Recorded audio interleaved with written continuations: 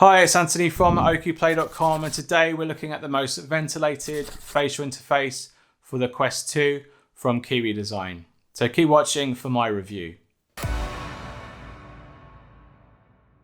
So I've covered a number of products from Kiwi Design, from knuckle straps to grips and battery straps. But this is their first venture into facial interfaces.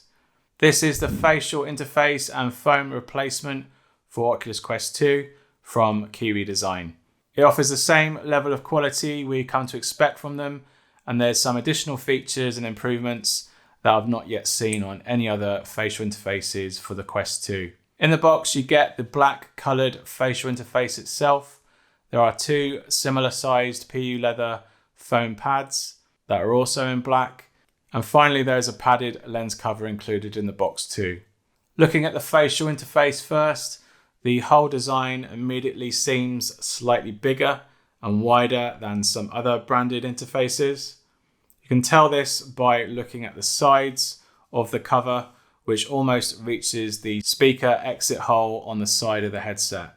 The plastic material they've used is very rigid, and this runs throughout the whole interface, which is different to other interfaces that use a mix of hard and soft plastic materials. This interface from Kiwi Design is the most breathable yet for the Quest 2. It has more grills and holes than any other interface that I've reviewed on the Quest. And this really helps with ventilation during high intensity sessions, such as working out in VR. There are full width grills are located across the top and bottom of the interface, and there are even grills underneath the lower foam padded area of the interface. And it's because of these lower grills, Kiwi Design has had to rethink its design for their foam pads, because there is simply no velcro attachment points in this area. You get two foam pads in the box. Placing them together, I couldn't tell any difference in the size or thickness between them. Both foam pads are 16mm deep, but they compress with high density memory foam that compacts down to around 8mm. It rebounds back quite well, and its PU leather material makes them easy to clean when they get sweaty.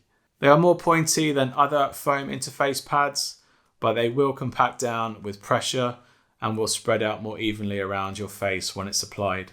One unique feature that you'll notice with these foam pads is that there is a continuous piece of padding that connects between the two cheekbone padded areas. This is due to the ventilation holes on the interface and the lack of velcro to attach them onto the foam pads.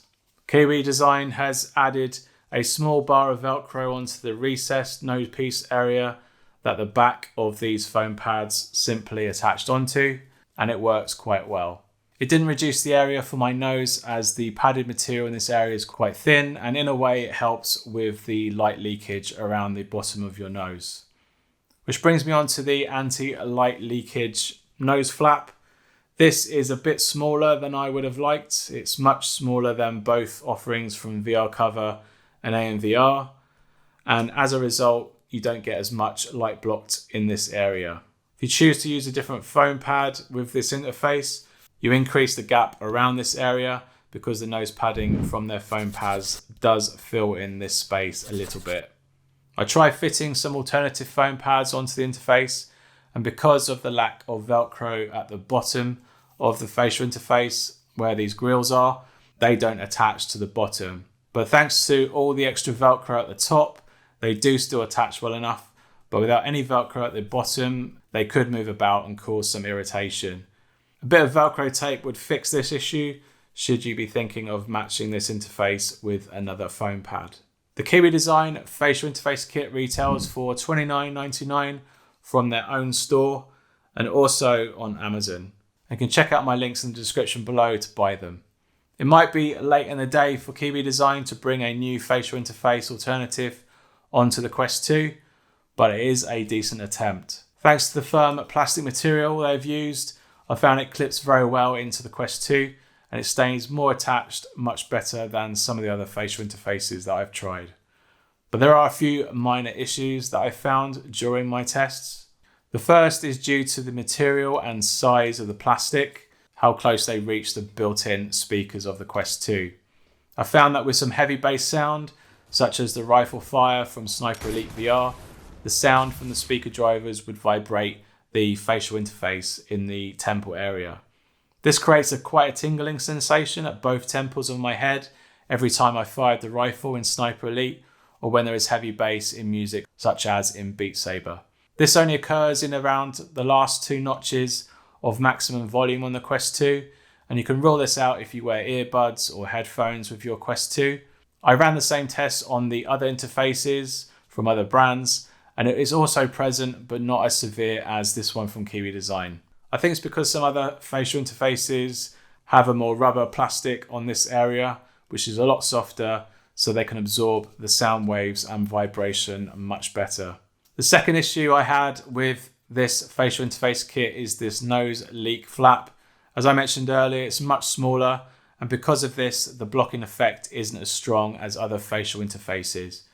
But with that said, I do like to see some of the world outside, so I can peek through the gap and tell where I am in a room without taking my headset off or use pass-through. The connecting nose flap padding is a good idea, but at times I did find my nose brushing the edges of the padding in this area. They have made this area slightly wider as well to compensate for this feature.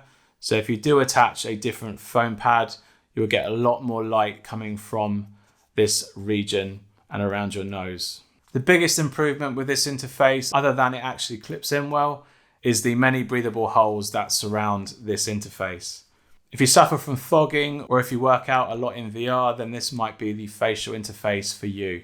It has so many gaps and holes, it's no wonder why they've chosen to use the firmer plastic material everywhere to help keep this facial interface in shape. I think I still need more time with this facial interface to see if it truly stays on my Quest 2 or not. There's a lot to like here, but I feel their padding could have been improved. They are not as comfortable as the pads from VR Cover, and I feel the vents and the lack of Velcro at the bottom has steered them into thinking up this bottom solution that wasn't really needed, and as a result, it has gone more against the facial interface than improve it. Alright, thanks for watching, and I hope you found this video helpful. If it has, please leave us a like down below, and let me know in the comments if you have any questions about this facial interface kit from Kiwi Design. You can check out all my facial interface kit reviews in my playlist here. Hit the subscribe button down below to catch all my future reviews, and I'll see you on the next one. Cheers. Bye.